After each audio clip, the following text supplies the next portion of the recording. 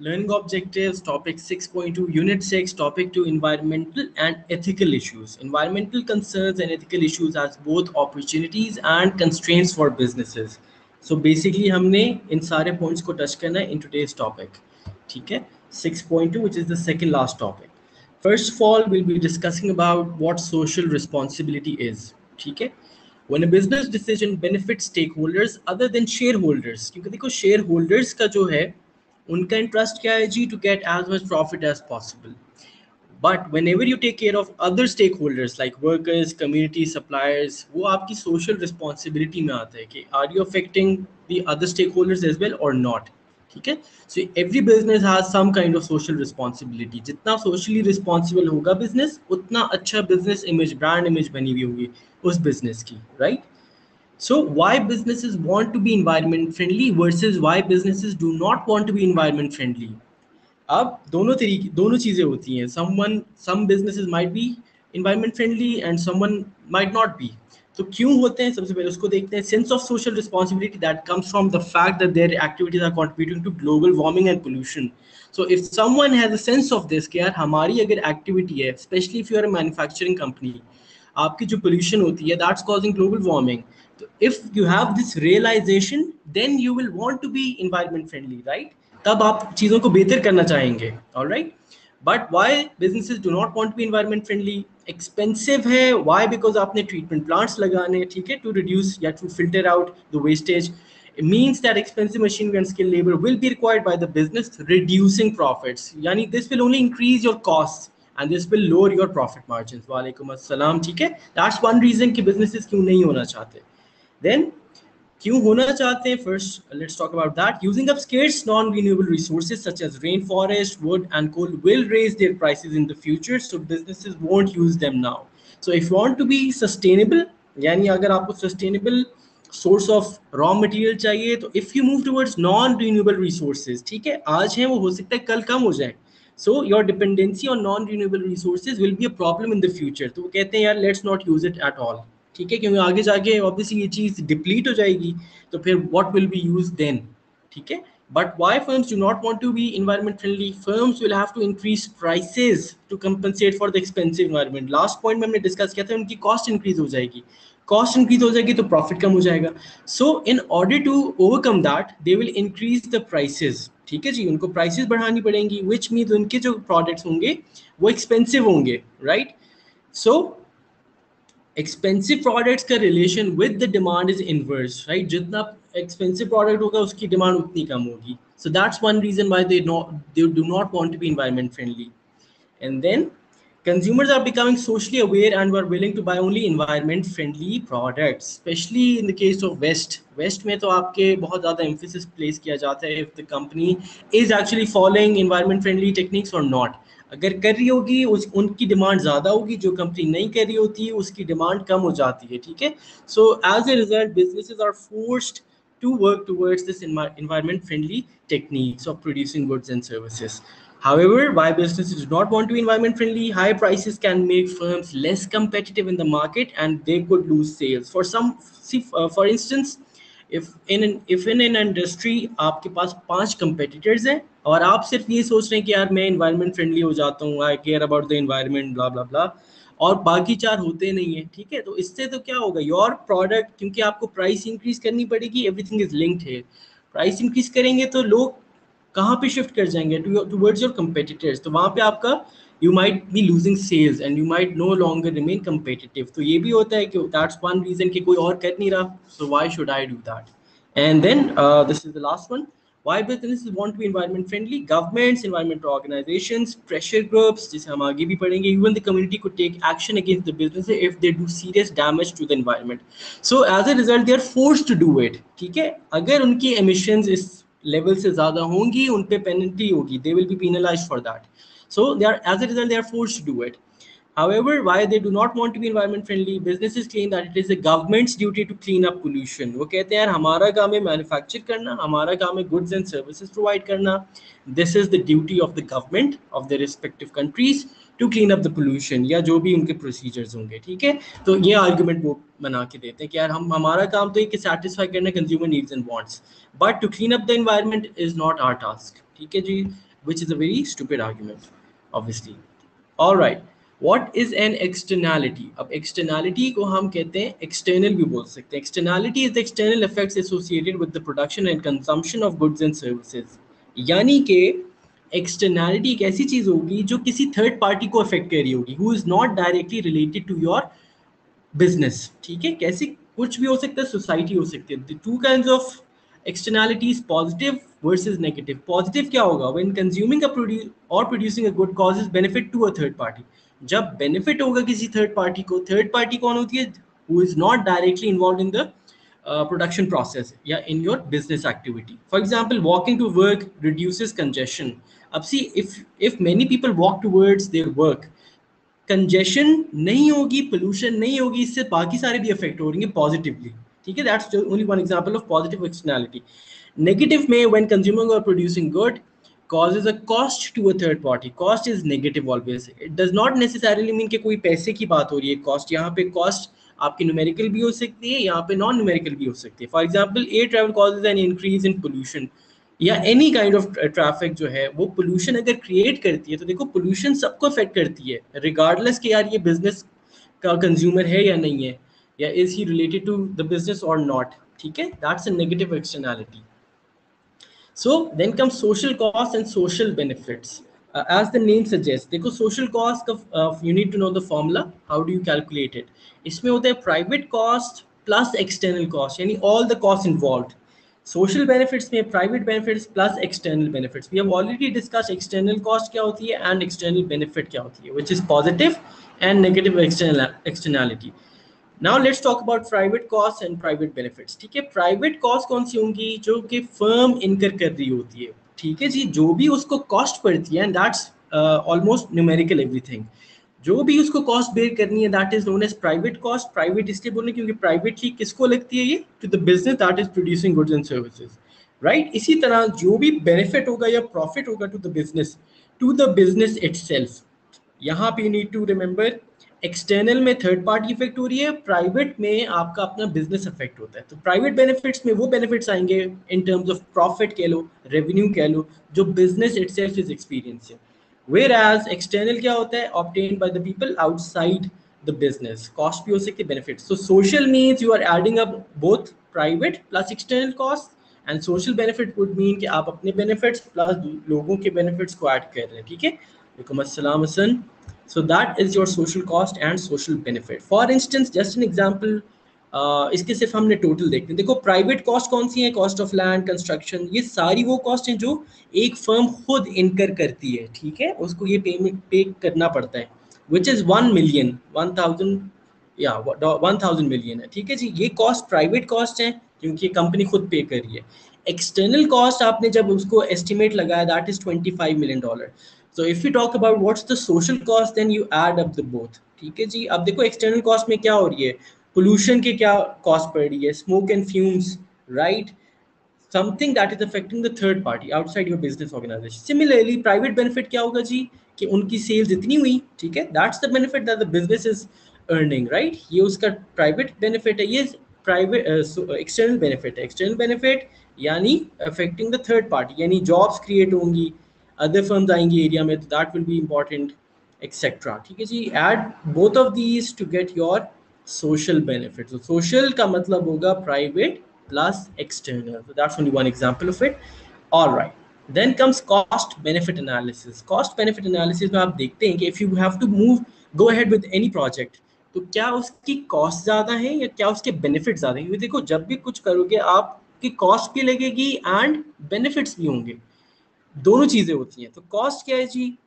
Basically जो भी आपकी नेगेटिव चीज़ें. फॉर एग्जांपल जी, कॉस्ट में क्या क्या आ सकता है? प्राइवेट कॉस्ट भी आ सकती है और एक्सटर्नल कॉस्ट भी आ सकती है. बेनिफिट्स में प्राइवेट भी आ सकते हैं, एक्सटर्नल भी आ सकते हैं. फॉर एग्जांपल जी, you are going ahead with a plan, उसमें आप देखते हैं कॉस्ट आपको न्यू इक्विपमेंट की पड़ेगी और ट्रेनिंग की कॉस्ट पड़ेगी. ठीक है, देन बेनिफिट्स के greater income, faster operation, less wastage, ये सारे पॉजिटिव थिंग्स थे. सो नाउ आप दोनों को वे करते हैं. जो बेसिक कॉस्ट बेनिफिट एनालिसिस यही होता है. यू आर वेइंग कौन सी चीज़ ज़्यादा है, क्योंकि ऑब्वियसली दोनों चीज़ हर प्रोजेक्ट में होंगी.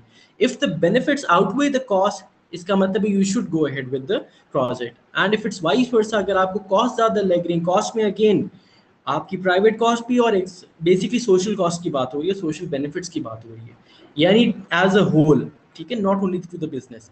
तब आप देखें बेनिफिट ज़्यादा होंगे तो फिर you go ahead with the project, नहीं होंगे कॉस्ट ज़्यादा होगी तो फिर you stay away from the project और you move towards any other project. ठीक है, so government use, specially government ये करती है, use the cost benefit analysis to decide whether to proceed with the scheme और नॉट। वो यही देख, क्योंकि देखो गवर्नमेंट जो है वो फॉर द पब्लिक है, ठीक है, वो कोई काम जब करने से पहले ये काम करेगी तो उसमें वो सोशल यानी आप लोगों का ख्याल रखेगी, द पब्लिक का ख्याल रखेगी, उसमें ये ज़रूर देखेगी यार पब्लिक को बेनिफिट हो रहा है या नहीं हो रहा है। अगर कॉस्ट ज़्यादा है तो वो नहीं करेगी, अगर बेनिफिट ज़्यादा है तो it might go ahead with the scheme. All right, then comes sustainable development. Sustainable का वर्ड जब भी यूज होता है इसका मतलब है can you sustain it for a long period of time, यानी क्या ये चलती रहेगी डेवलपमेंट और not. Development that does not put eight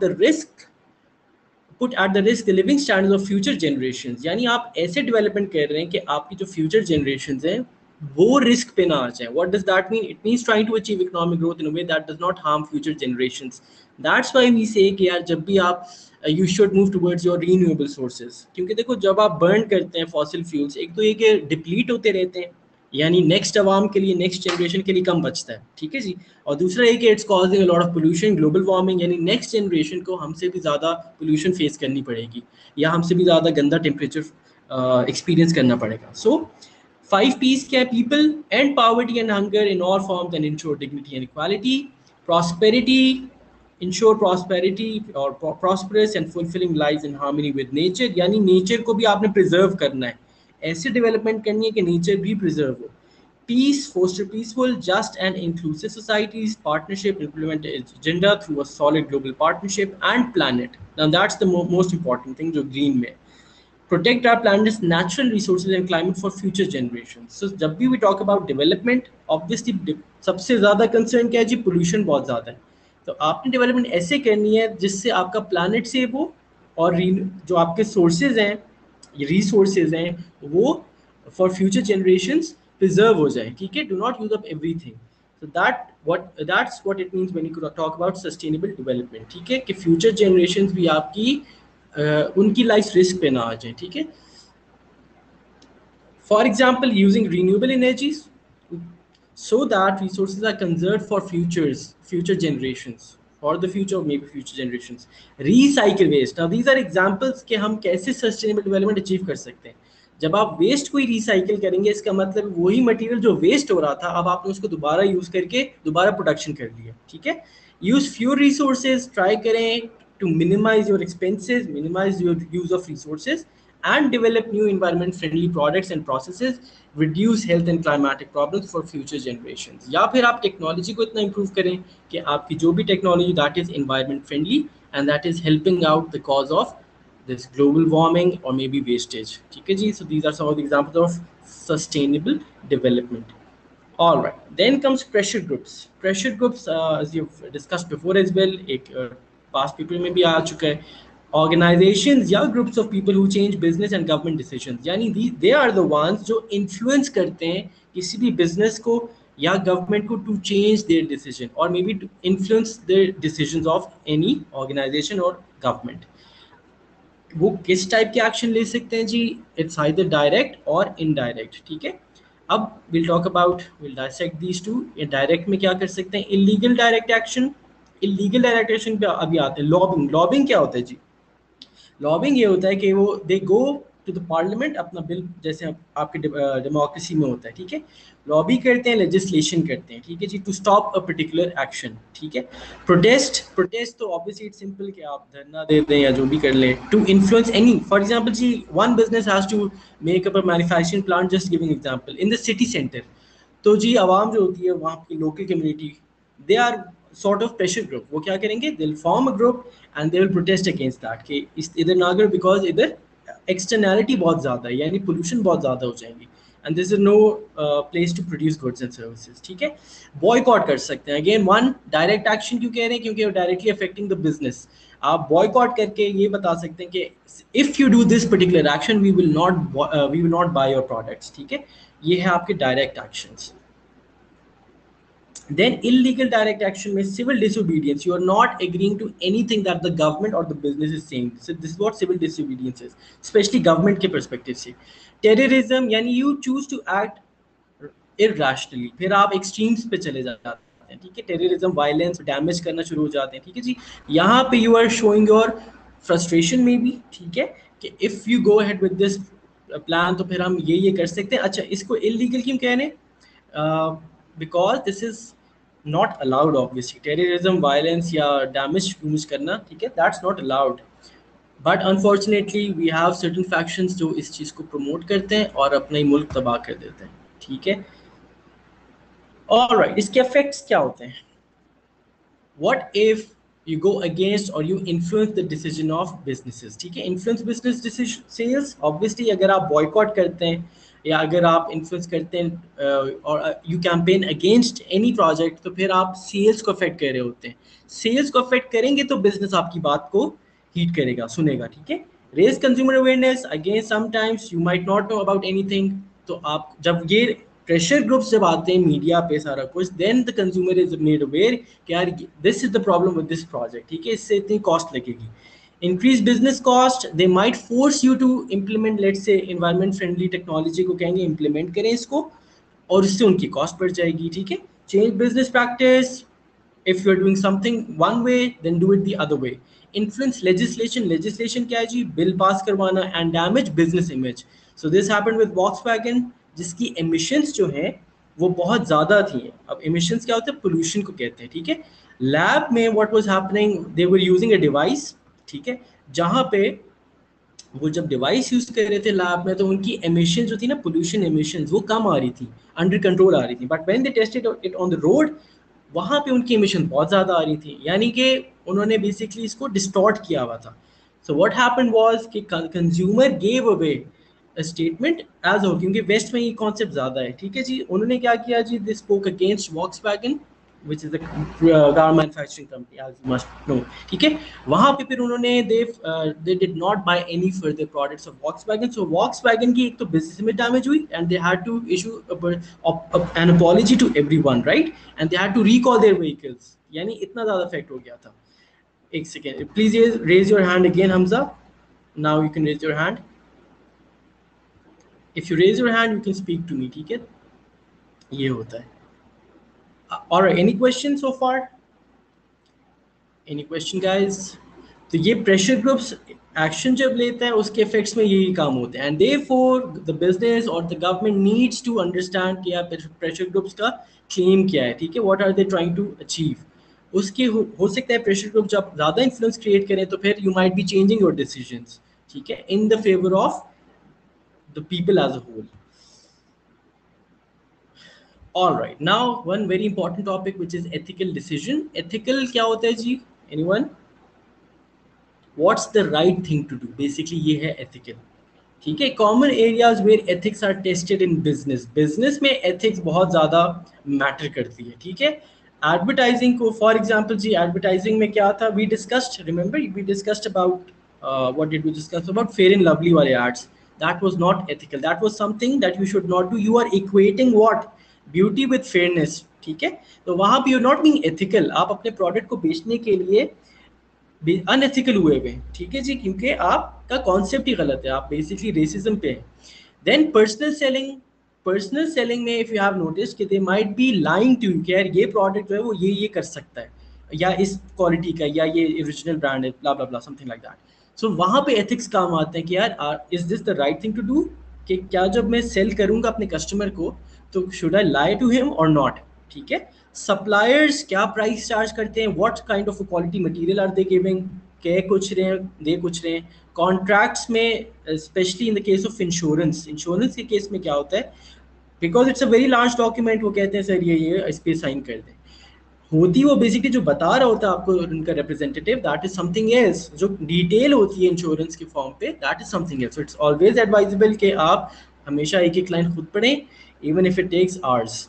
and then pricing, you are not allowed to exploit the consumers, ठीक है. आप वो प्राइसिंग सेट करें जो सूटेबल हो सबके लिए. So ethical decisions are based on a moral code. It means doing the right thing, ठीक है. This might be subjective, however बहुत सारी चीज़ों में इट्स वेरी क्लियर कि what's the right thing to do. Businesses could be faced with decisions regarding, for example, employment of children. Now that's fine, but that's unethical, right? Taking or of, अच्छा ये तो खैर बहुत ज़्यादा ही common है, bribes, that's not the fine thing to do, ठीक है जी, that's not ethical, right? आप bribe लेके कोई गलत काम भी कर सकते हैं फिर. Associate with people, organization with a bad reputation, etc. In these cases, even if they are अच्छा legal होना is something else, unethical और ethical होना is something else. One thing might be legal, ठीक है, यानी वो आपका लॉ इजाज़त देता है, however it might be unethical, ठीक है, तो वो करना नहीं चाहिए. फॉर एग्जाम्पल इफ क्योंकि यू गाइस आर यंग, तो if you know about Mankad in cricket, is we call that Mankad, वो जो बॉलर जैसे जब बॉल करा रहा होता है तो वो रन आउट नहीं कर देता एक्शन करते करते. Now that's legal as far as the rule book is concerned. I hope you, जब बॉलर बॉल करा रहा होता है एंड इफ द रनर जो उसकी साइड पे खड़ा होता है वो इज थोड़ा सा आगे क्रीज से, ठीक है, वो उसी वक्त आउट कर सकता है उसको. That's allowed by the rules, but that's not something very ethical to do, क्योंकि obviously ये बड़ा cheap way to get someone out, ठीक है. तो इसी तरह ये एनालिसिस ड्रॉ की ताकि आपको बात क्लियर हो जाए. समथिंग माइट बी लीगल, ठीक है जी, but that might not be ethical, that might not be the right thing to do, ठीक है, ये बात हो रही है. So I am sure you must have had, can you guys hear me?